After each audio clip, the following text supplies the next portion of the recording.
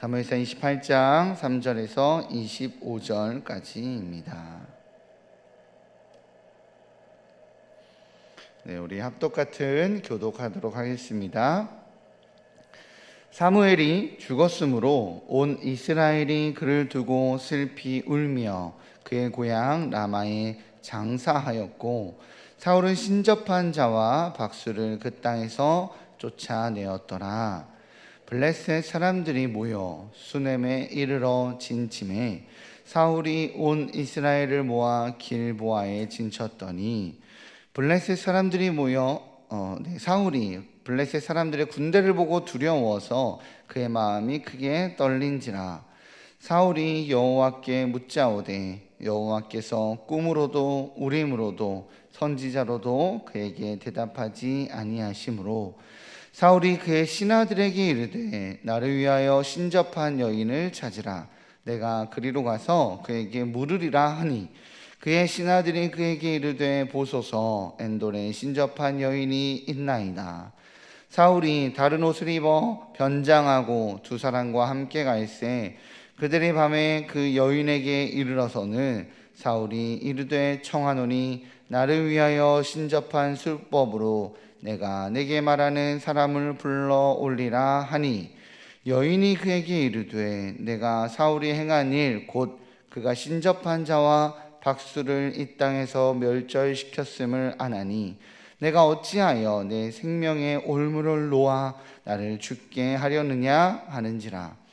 사울이 여호와의 이름으로 그에게 맹세하여 이르되 여호와께서 살아계심을 두고 맹세하노니 내가 이 일로는 벌을 당하지 아니하리라 하니, 여인이 이르되 내가 누구를 내게서 불러 올리랴 하니, 사울이 이르되 사무엘을 불러 올리라 하는지라. 여인이 사무엘을 보고 큰 소리로 외치며 사울에게 말하여 이르되 당신이 어찌하여 나를 속이셨나이까? 당신이 사울이시니이다. 왕이 그에게 이르되 두려워하지 말라. 내가 무엇을 보았느냐 하니, 여인이 사울에게 이르되 내가 영이 땅에서 올라오는 것을 보았나이다 하는지라. 사울이 그에게 이르되 그의 모양이 어떠하냐 하니, 그가 이르되 한 노인이 올라오는데 그가 겉옷을 입었나이다 하더라. 사울이 그가 사무엘인 줄 알고 그의 얼굴을 땅에 대고 절하니라. 사무엘이 사울에게 이르되 내가 어찌하여 나를 불러 올려서 나를 성가시게 하느냐 하니, 사울이 대답하되 나는 심히 다급하나이다. 블레셋 사람들은 나를 향하여 군대를 일으켰고 하나님은 나를 떠나서 다시는 선지자로도 꿈으로도 내게 대답하지 아니하시기로 내가 행한 일을 알아보려고 당신을 불러 올렸나이다 하더라. 사무엘이 이르되 여호와께서 너를 떠나 내 대적이 되셨거늘 내가 어찌하여 내게 묻느냐. 여호와께서 나를 통하여 말씀하신 대로 내게 행하사 나라를 내 손에서 떼어 내 이웃 다윗에게 주셨느니라. 내가 여호와의 목소리를 순종하지 아니하고 그의 진노를 아말렉에게 쏟지 아니하였으므로 여호와께서 오늘 이 일을 내게 행하셨고, 여호와께서 이스라엘을 너와 함께 블레셋 사람들의 손에 넘기시리니 내일 너와 내 아들들이 나와 함께 있으리라. 여호와께서 또 이스라엘 군대를 블레셋 사람들의 손에 넘기시리라 하는지라. 사울이 갑자기 땅에 완전히 엎드러지니 이는 사무엘의 말로 말미암아 심히 두려워함이요 또 그의 기력이 다하였으니 이는 그가 하루 밤낮을 음식을 먹지 못하였음이니라. 그 여인이 사울에게 이르되 그가 심히 고통당함을 보고 그에게 이르되 여종이 왕의 말씀을 듣고 내 생명을 아끼지 아니하고 왕이 내게 이르신 말씀을 순종하였사오니, 그런즉 청하건대 이제 당신도 여종의 말을 들으사 내가 왕 앞에 한 조각 떡을 드리게 하시고 왕은 잡수시고 길 가실 때에 기력을 얻으소서 하니, 사울이 거절하여 이르되 내가 먹지 아니하겠노라 하니라. 그의 신하들과 여인이 강건함에 그들의 말을 듣고 땅에서 일어나 침상에 앉으니라. 여인의 집에 살찐 송아지가 있으므로 그것을 급히 잡고 가루를 가져다가 뭉쳐 무교병을 만들고 구워서 같이 읽겠습니다. 사울 앞에서와 그의 신하들 앞에 놓으니 그들이 먹고 일어나서 그 밤에 가니라. 아멘. 아이고 참 깁니다. 그죠? 잘 읽으셨습니다. 그래도 우리 또 재밌게 즐겁게 읽는 사무엘상이어서요. 우리 좋은 시간 되셨으리라 생각합니다. 개견자 아세요? 개견자? 큰 대자에다가 위에 점 하나 찍는 개견자. 네, 이 개견자와 그 개견자를 큰 대자라고 우기는 친구와 큰 대자를 큰 대자로 바로 읽는 친구가 서로 자신이 맞다고 우기며 싸우고 있었습니다.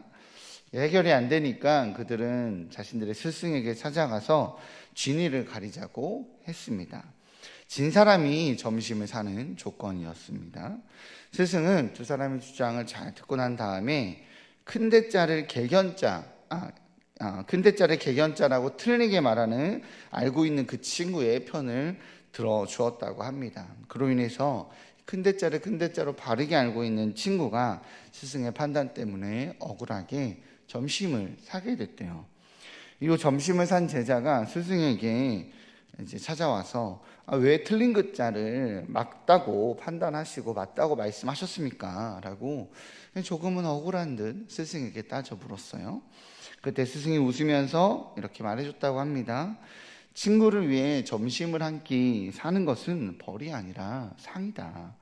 그러나 개견자를 큰 대자로 알고 평생 사는 것은 형벌 중에 형벌이야. 틀린 것을 맞다고 우기는 그 친구에게 벌을 준 것이란다 라고 대답했다고 합니다. 잘못된 것을 고치는 것은 왜 그렇게 어려울까요? 잘못된 것을 맞는 것으로 사는 것만큼 불행한 인생이 없는 것 같은데 오늘 사울이 그러한 삶이 아닌가, 그러한 인생이 아닌가 돌아보게 됩니다. 오늘 사울은요, 도무지 알 수 없는 하나님의 그 뜻을 알기 위해서 명백한 하나님의 뜻을 거역하기로 합니다. 참 자기 잘못의 핵심을 찾지 못하고 계속적으로 더 큰 잘못을 선택하는 것이 오늘 사울의 모습이에요. 사울은 사무엘이 죽고 신접한 자와 박수를 그 땅에서 모두 쫓아내었습니다. 이 신접한 자와 박수는 성경에서 명백하게 금한 행위였기 때문에 사울의 이러한 결정은 옳았습니다. 그러나 그는 자신에게 위기가 오자 자신의 손으로 금한 그것을 다시 자신의 손으로 행합니다. 그렇죠? 우리 6절과 7절입니다. 같이 읽어보도록 하겠습니다. 시작. 사울이 여호와께 묻자오되 여호와께서 꿈으로도 우림으로도 선지자로도 그에게 대답하지 아니하시므로 사울이 그의 신하들에게 이르되 나를 위하여 신접한 여인을 찾으라.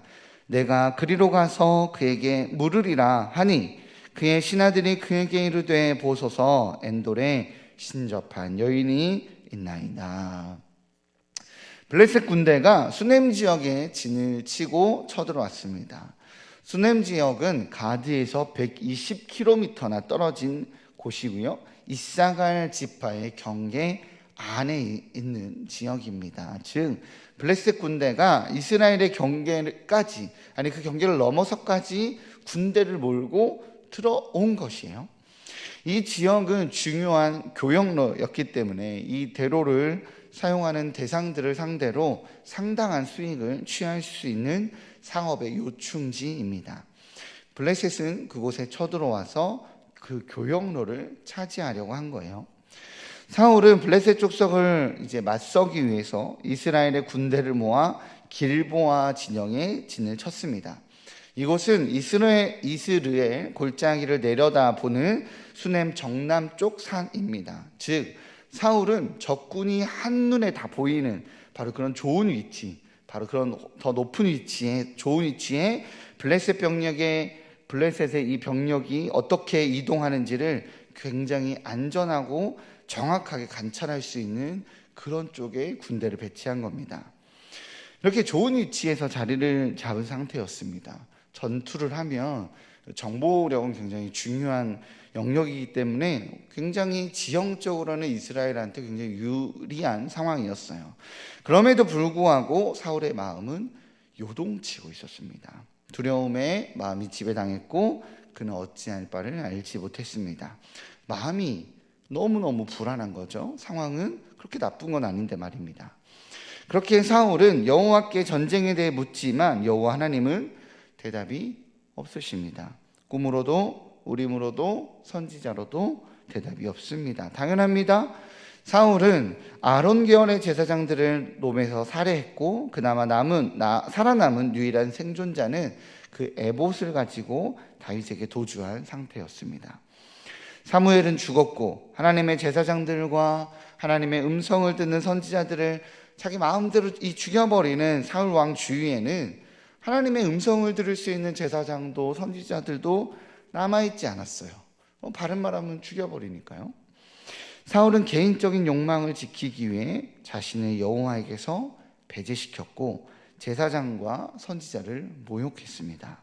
그래서 그는 하나님의 음성을 들을 방법이 없었던 겁니다. 그러자 사울은 자기 수행자들에게 지시하여서 신접한 여인을 오늘 찾게 만듭니다. 사울의 명령의 수행자들은 엔돌에 신접한 여인이 있음을 알려줍니다. 이 장면에서 우리는 사울 주위에 어떤 신하들이 남아있는지 알 수 있습니다. 사울은 분명 신접한 자와 박수를 쫓아내고 멸할 것을 명령했는데 그의 신하들은 그들의 위치와 소식을 알고 있었습니다. 거기에 이 엔돌이라는 곳은 사울이 있는 곳에서 10km나 떨어진 곳입니다. 지금 상황으로 봤을 때 이 블레셋 진영을 통과해서 북동쪽으로 3km나 더 가야 하는 곳입니다. 그 먼 곳에 있는 그것도 블레셋 진영을 넘어서 있는 바로 그 신접한 여인에 대한 정보를 이 신하들은 알고 있었어요. 사울의 명령을 따르는 듯하지만 자기 소견에 옳은 대로 행하는 신하들만 사울의 궁정에는 가득했던 거죠. 지금의 상황에서 사울이 신접한 자를 만나려면 블레셋 진영을 지나가야 하는 이 위험을 감수해야 합니다. 그럼에도 불구하고 사울은 그곳으로 가기로 결정합니다. 여호와의 뜻을 알고 싶어서 여호와 하나님께서 금하시는 것을 위험을 감수하고서라도 하겠다라는 이 아이러니한 결정을 사울은 합니다. 자신의 잘못을 수정하면 되는데 자신의 잘못을 수정하지 않고 답을 찾으려고 하니까 계속적으로 우매한 결정을 하는 거죠. 블레셋 진영을 통과해야 하는 사울은 왕의 옷을 벗고 일반 복장으로 변장을 합니다. 몰래 조용히 통과하기 위해서죠. 그리고 겨우 호위병 2명만 데리고 블레셋 진영을 통과하는 이 위험한 여행을 시작합니다. 하나님의 뜻을 알기 위해 하나님의 뜻을 거역하는 행위를 바로 하고 있는 겁니다. 다행히 신접한 여인의 집에 안전하게 도착한 사울은 신접한 여인에게 자기가 요구하는 영혼을 불러 올리는 강령수를 요구합니다. 처음에는 사울로 인해 신접한 자와 박수가 죽임을 당하고 쫓김을 당하고 있는 상황에서 이 강령수를 요구하는 상황을 우리 신접한 여인은 거절해요. 이러한 요구는 자신을 죽이기 위한 덫을 놓은 것으로 여인은 의심을 하죠. 당연한 반응입니다. 그러자 사울은 지금 자신의 요청이 덫이 아님을 표현하기 위해 여호와의 살아계심을 두고 맹세하며 여인의 안전을 약속합니다. 왕의 명령을 지키려는 신접한 여인과 하나님의 이름을 망령되게 만들며 자신의 맹세를 깨고 있는 어리석은 왕입니다. 늘 오답만 선택하는 왕입니다. 사울 왕은 하나님의 징계의 내용을 하나님의 이름을 걸고 안전을 맹세하며 요구하고 있습니다. 여호와의 계명을 여호와의 이름으로 깨뜨리며 면죄권을 약속하는 사울의 어리석고 또한 불경한 모순의 모습입니다. 이러한 말도 안 되는 불경한 약속에 의지하여 신접한 여인은 사무엘을 불러 올립니다. 이 시점에서 우리는 당연한 질문을 제기하게 되죠. 신접한 자가 실제로 영혼과 접촉하는 이 강령술이 가능한 것인가? 그렇다면 그것이 실제로 만난 것이 선지자 사무엘이 맞는가? 이 문제에 대한 학자들의 공통된 답은 이 사무엘을 불러 올리신 분이 하나님이시다라는 것이 공통적인 답변입니다. 성경 본문에 의하면 여인의 진술한 모습이 실제로 사무엘의 모습과 같았고 신접한 여인은 사무엘의 출현에 두려워했습니다. 또한 사무엘과 이 사울의 대화의 내용에서 사무엘이 선지자로서 보여준 역할과 그가 전한 메시지가 이 사무엘이 살아생전에 수행한 이 사역의 내용과 일치하는 것을 봤었을 때 실제 사무엘의 등장으로 보는 것으로 이해하는 거죠. 토라가 이 강령술을 금지한 것은 이것이 날조여서가 아니라 이것이 여호와가 아닌 다른 어떤 근원에서 초자연적인 인도를 받는데 의존하도록 촉진하기 때문이었습니다. 그러나 오늘 본문에서 사무엘을 불러온 것은 하나님의 행위로 이해합니다. 하나님은 그의 은혜의 표지로 사울로 하여금 한 번 더 기회를 주는 것으로 보여집니다. 왕의 이력에 결정적인 역할을 수행했었던 이 선지자와 마지막으로 대면하도록 허락하시면서 그가 잘못을 뉘우치도록 기회를 준 것으로 보통은 이해합니다. 사무엘은 사울을 반기기보다 자기의 쉼을 방해한 이유를 물었죠. 사울은 블레셋의 침입으로 인해서 큰 공경에 빠졌는데 하나님께서는 선지자로도 꿈으로도 대답이 없으시다며 사무엘에게 어떻게 해야 되는지 묻죠. 사무엘은 사울에게 어떻게 해야 되는지에 대해서 대답을 주지는 않습니다. 아니, 오히려 그는 여호와의 심판을 다시 한번 들려줍니다. 19절입니다. 같이 읽겠습니다. 시작. 여호와께서 이스라엘을 너와 함께 블레셋 사람들의 손에 넘기시리니 내일 너와 내 아들들이 나와 함께 있으리라. 여호와께서 또 이스라엘 군대를 블레셋 사람들의 손에 넘기시리라 하는지라. 사무엘의 선포는 사울에게 감당하기 너무 힘든 것이었습니다. 사울은 과거의 불순종으로 인해서 이제 권력을 상실하게 되는 것을 다시 한번 확인받게 됩니다. 위험을 무릅쓰고 하나님의 율법을 어겨가면서까지 찾아온 여호와의 대답은 징계였어요. 사울은 다리에 힘이 풀려버립니다. 사울이 심판의 예언을 들어서 다리에 힘이 풀려버린 것도 있지만 오늘 성경은 그가 하루 밤낮을 음식을 먹지 못한 상태이기 때문이다라고 표현합니다. 사울은요, 이 전투 중에 금식을 하는 무모한 습관이 있었습니다. 우리 사무엘상을 쭉 같이 함께 보고 오시니까 아시겠지만요, 그는 그것이 믿음이라고 생각했고 그러한 요구를 이스라엘 군대에게 요구해서 요나단이 처형을 당하게 될 뻔한 적도 있었습니다. 구약학자 클라인은 이 사울의 금식은 마법의 시간을 위한 준비, 이러한 것은 미신 같은 개념이었다고 지적합니다. 사울은 블레셋 족속의 위협에 직면했고 이를 타개하기 위해 신접한 자의 집까지 무척이나 위험한 길을 10km나 이동하며 수고했습니다. 이러한 고생과 스트레스로 인해서 사울의 체력은 고갈되었던 거죠. 그리고 마지막 이 사무엘의 징계 메시지 앞에서 그는 쓰러지게 됩니다. 그러자 신접한 여인은 왕이 쓰러진 것을 보고 왕을 돕기 위해 자기 자신을 당신의 여종이라고 낮춰 부르며 생명이 위태로운 왕을 위해 극진한 식사를 대접합니다. 자신은 유대 땅에서 내쫓은 왕입니다. 자신의 생명을 위협하고 추격했으며 그의 군대로 인해 죽음의 위기를 겪었습니다. 어쩌면 살고 있던 터전을 버리고 여기까지 쫓겨나온 상황일 수 있습니다. 그런데 그런 원수를 앞에 두고 먹을 것을 챙겨줍니다.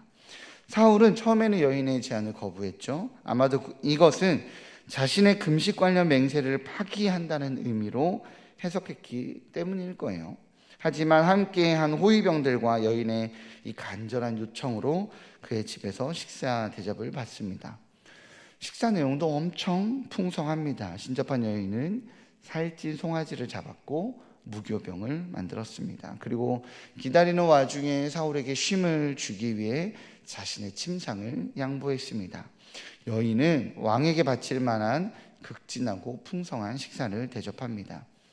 저는 오늘의 사울을 보면서 드라마 도깨비, 혹시 보신 분이 얼마나 계실지 모르겠지만 드라마 도깨비의 주인공 중 한 명인 왕여가 생각이 났습니다.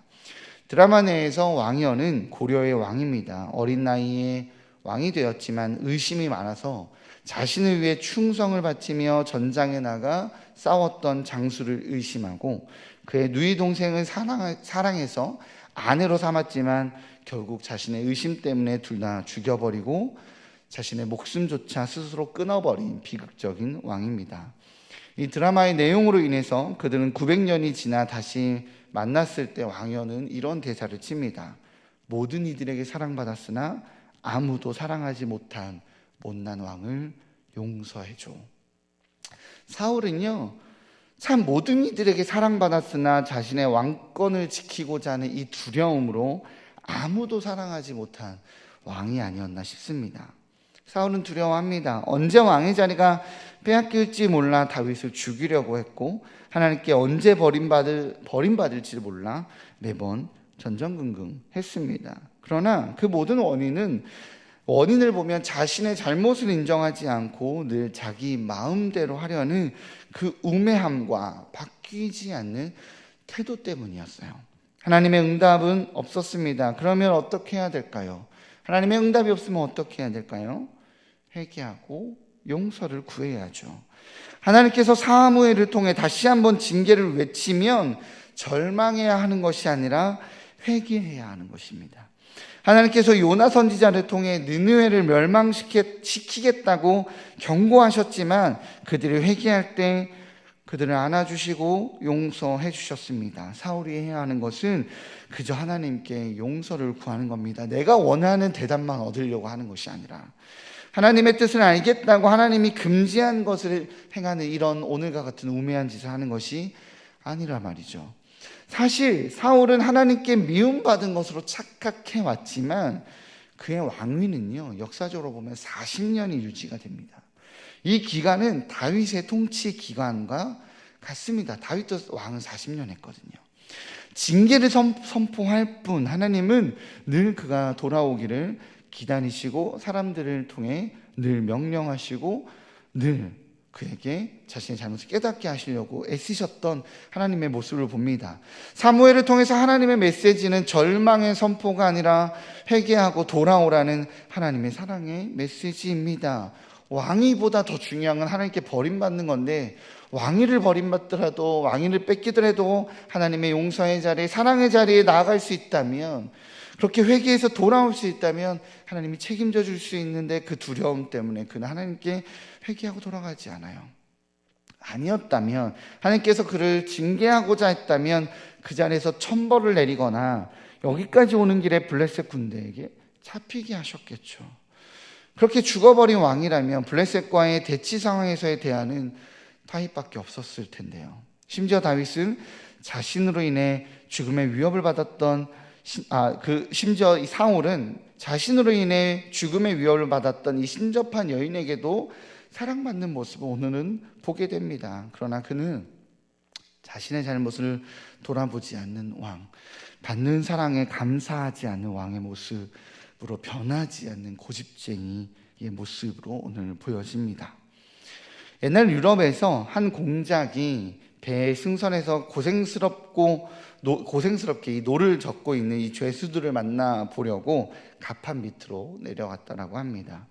그가 죄수들에게 무슨 죄를 지었냐고 물어봤더니 거의 모두가 다른 사람들의 죄로 인해서 억울하게 이렇게 벌을 받고 있다라고 하소연을 했다고 합니다. 심지어 어떤 죄수는 판사가 뇌물을 받고 잘못된 판결을 내려서 억울하게 나는 여기에서 고생하고 있는 겁니다라고 자신의 결백을 주장했다고 합니다. 그런데 어느 젊은이 한 명이 공장에게 공장님, 저는 여기 있는 것이 마땅합니다.